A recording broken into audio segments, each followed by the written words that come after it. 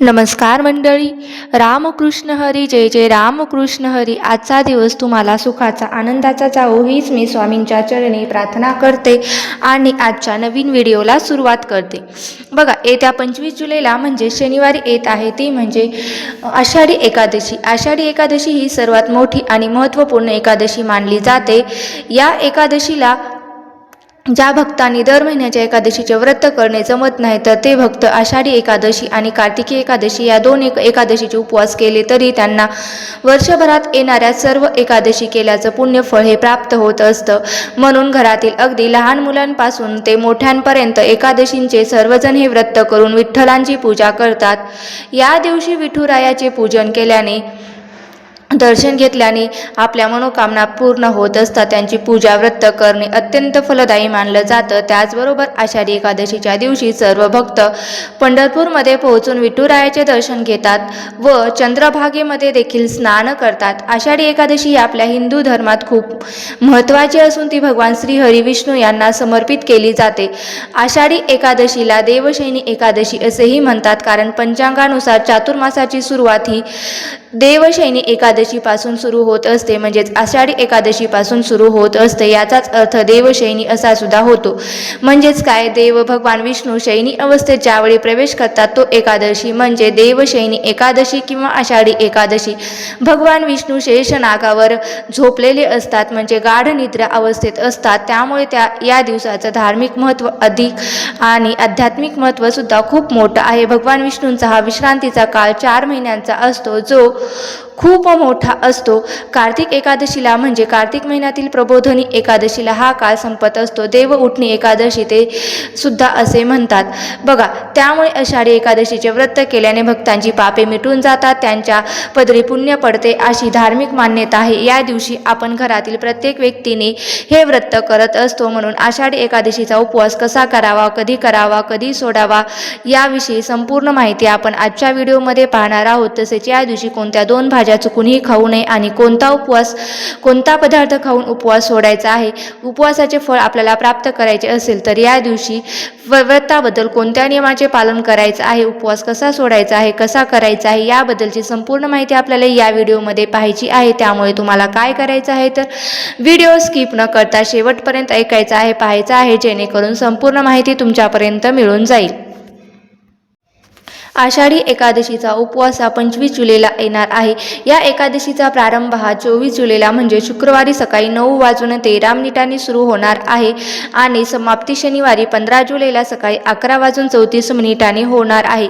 पण आपल्याकडे उदय तिथीनुसार म्हणल्यास 25 जुलैलाच या एकादशीचं व्रत केलं जात आहे आणि 26 जुलैला येत आहे, ती म्हणजे सकाळी 5:58 पासून ते 8:36 उपवास सोडण्याची वेळ आहे. बघा, म्हणजेच या पारायणाचा वेळ असणार आहे. आता तुम्हाला समजलं असेल की आपल्याला उपवास कधी करायचा आहे, कधी सोडायचा आहे. आणि आषाढी एकादशी ही वर्षातील सर्वात मोठी एकादशी म्हणून सुद्धा ओळखली जाते आणि ही एकादशी केली तर वर्षभरातील संपूर्ण एकादशी केल्याचं फळ सुद्धा आपल्याला प्राप्त होत असतं किंवा पुण्य सुद्धा आपल्याला मिळत असतं.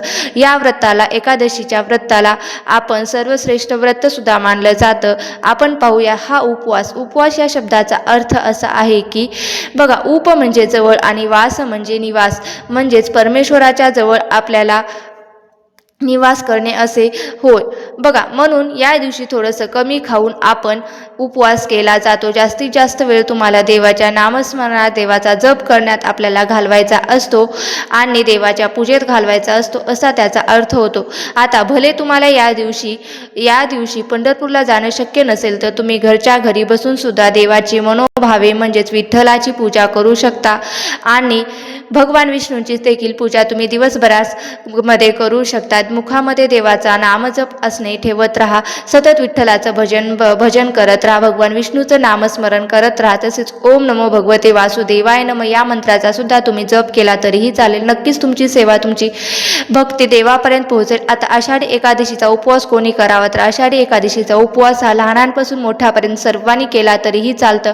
म्हणजे अगदी आपल्या घरातील लहान मुलांपासून ते मोठ्यापर्यंत सर्वजण आहेत ना, ते सर्वजण आषाढी एकादशीचा उपवास करू शकतात. एकादशीचा उपवास या व्यक्तीने करू नये असं कुठेही लिहिलेलं नाही किंवा या व्यक्तीने करू नये असं कुठल्याही ग्रंथामध्ये उल्लेख केलेला नाही.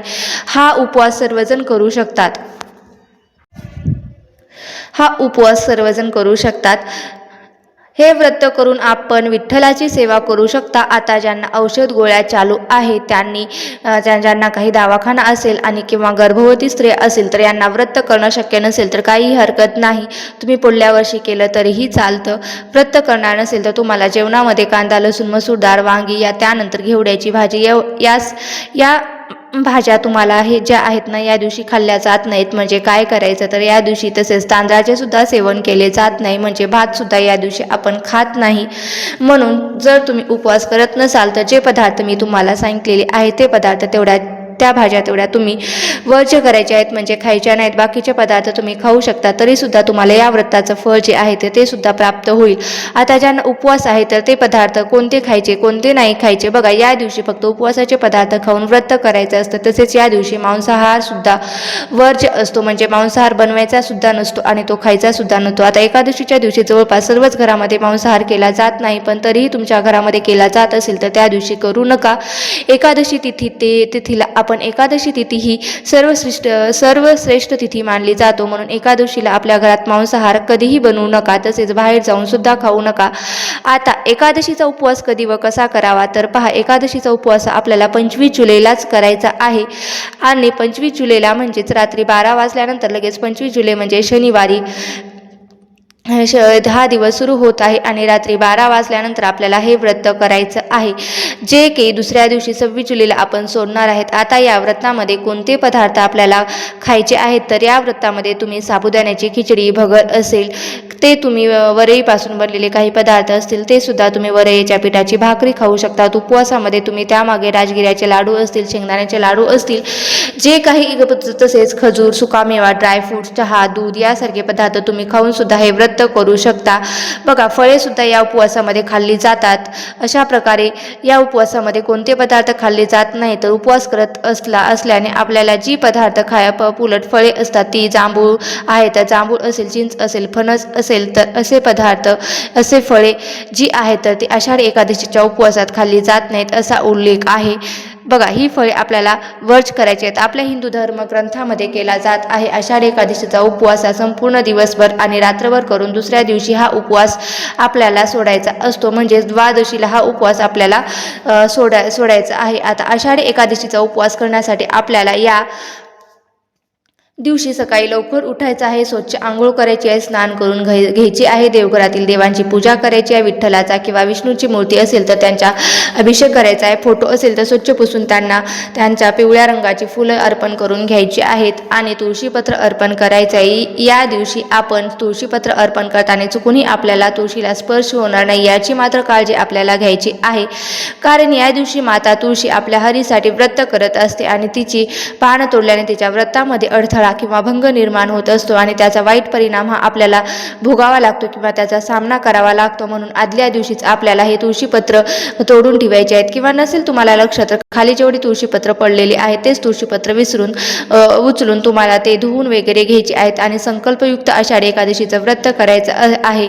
सकाळी देवपूजा झाल्यानंतर संकल्प घेऊन व्रताला सुरुवात करू शकता। या दिवशी आषाढी एकादशीच्या दिवशी आपण उपवास करत असतो, म्हणजेच काय तर या दिवशी कोणतेही चुकीचे कार्य करायचं नाही, फक्त मुखामध्ये आपल्या तोंडामध्ये सतत नामस्मरण, नामजप असला पाहिजे। या दिवशी कोणाची चुगली किंवा शिव्या शाप देणे अशा या गोष्टी अजिबात आपल्याला करायच्या नाहीत। या दिवशी आपलं आचरण अत्यंत पवित्र असलं पाहिजे। हे नियम तुम्ही पाळले तरच तुम्हाला नक्कीच तुमच्या व्रताचं पूर्ण फळ मिळणार आहे। या व्रताने आपली सर्व पापे धुतली जातात असं म्हटलं जातं। आपलं मन, शरीर पवित्र आणि शुद्ध हवं असतं। या दिवशी ज्यांना उपवास करणं शक्य नाही त्यांनी अखंड नाम जप मात्र करायला विसरू नका। त्याचबरोबर या दिवशी नखे कापणे, केस कापणे या गोष्टी कटाक्षाने टाळायच्या आहेत। यासोबतच या दिवशी तुम्ही ब्रह्मचर्याचे सुद्धा पालन करायचं आहे। आता दुसऱ्या दिवशी म्हणजे 26 जुलैला उपवास कसा सोडायचा तर शुभ मुहूर्त आहे सकाळी 5:58 पासून ते 8:36 पर्यंत हा शुभ मुहूर्त असणार आहे। ही जी वेळ आहे त्या व्रताचं पारण करण्याची अत्यंत शुभ वेळ आहे आणि या शुभ वेळ राहील शक्य झालं तर या मुहूर्तावरती तुम्हाला उपवास सोडायचा आहे। जर जमत नसेल तर तुम्ही घरातील सकाळी सगळी कामं आटोपल्यानंतर, देवपूजा झाल्यानंतर जसा वेळ असेल त्या वेळानुसार तुम्ही देवांना नैवेद्य दाखवून तुम्ही व्रत सोडलं तरी सुद्धा चालेल। आता सगळ्यात महत्त्वाची गोष्ट म्हणजे तुम्ही पूर्वीपासून बघत आलेला आहेत की पूर्वीची जी लोक होती ना, आषाढी एकादशीचा उपवास सोडताना एक भाजी जी आहे ना तर ती करत होती, खाऊनच उपवास सोडायचे. तर ती एक प्रकारची एक रानभाजी असून ती आपल्या आरोग्यासाठी खूप महत्त्वाची आहे आणि ती भाजी खाऊनच ते उपवास सोडायचे. ती अत्यंत गुणकारी आणि आयुर्वेदिकदृष्ट्या तर भाजीचा खूप मोठं महत्त्व आहे. तर ही भाजी आहे वाघाट्याची भाजी. काही ठिकाणी याला वाघाटी किंवा वाघाटीसुद्धा असे म्हटलं जातं फुटकारणे किंवा काही ठिकाणी याला गोविंद फळ असं देखील म्हटलं जातं. ही वाघाटे आपल्याला शक्यतो आषाढ महिन्यातच बघायला मिळतात, कारण आषाढ महिन्यामध्येच रानभाज्या येतात. पाऊस पडत असतो आणि पावसाला सुरुवात झाल्यामुळेच रानभाज्या यायला सुरुवात होते. तरी सुद्धा ही एक रानभाजी आहे आणि औषधी आहे, त्यामुळे आवर्जून या एकादशीचा उपवास सोडताना ती खाल्ली जात आहे.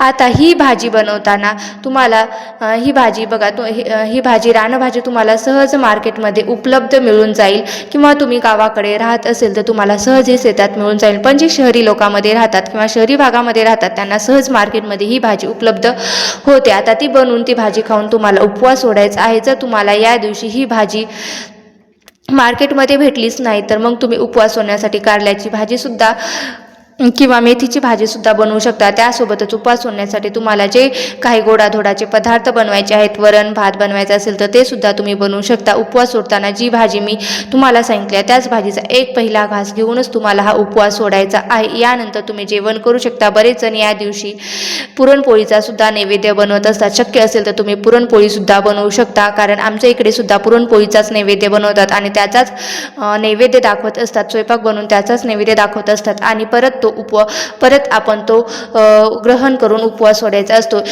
त्यासोबतच या दिवशी उपवास सोडताना एक तरी गोडाचा पदार्थ आपल्याला करायचा असतो. जर आपण पुरणपोळी केली असेल तर दुसरा गोडाचा पदार्थ करण्याची गरज नाही, पण तुम्ही जर वरण भात चपाती केली असेल तर तुम्ही एखादा गोडाचा पदार्थ नक्की बनवा.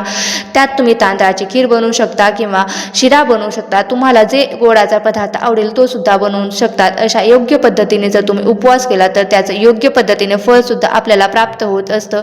मी सांगितलेल्या काही नियमांचा जर तुम्ही पालन केलं तर नक्कीच तुम्हाला आपण एकादशी केल्याचं संपूर्ण फळ हे मिळत आहे. योग्य पद्धतीने आपल्याकडून हे व्रत होणं सुद्धा खूप महत्त्वाचं आहे. आपण सर्वजण व्रत करत असतो पण ते योग्य पद्धतीने होत नाही. म्हणजेच भक्ती जर आपण सगळेजण करत असतो, व्रत सगळेजण करत असतो तर तो योग्य पटीने केलं तरच त्याचं योग्य पटीने आपल्याला फळ सुद्धा प्राप्त होत असतं. त्यामुळे तुम्हाला आषाढी एकादशीचा उपवास करताना या काही ज्या गोष्टी आहेत त्या तुम्हाला पाळायच्या आहेत. या ज्या काही गोष्टी आहेत तर त्या तुम्हाला पाळायच्या आहेत. महत्त्वाच्या नियमांचे आवर्जून पालन करायचे आहेत. घरामध्ये सुतक जर असेल तर तुम्ही या उपवास करू शकता. उपवासाला खायला काही हरकत नाही, फक्त तुम्हाला पूजा करता येत नाही.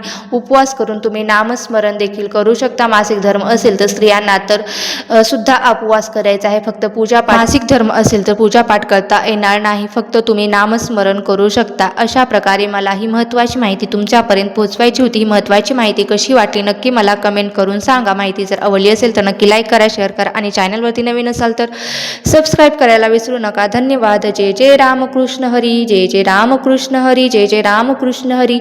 श्री स्वामी समर्थ. जय जय स्वामी समर्थ. ओम नमो भगवते वासुदेवाय नमः. ओम नमो भगवते वासुदेवाय नमः. ओम नमो भगवते वासुदेवाय नमः.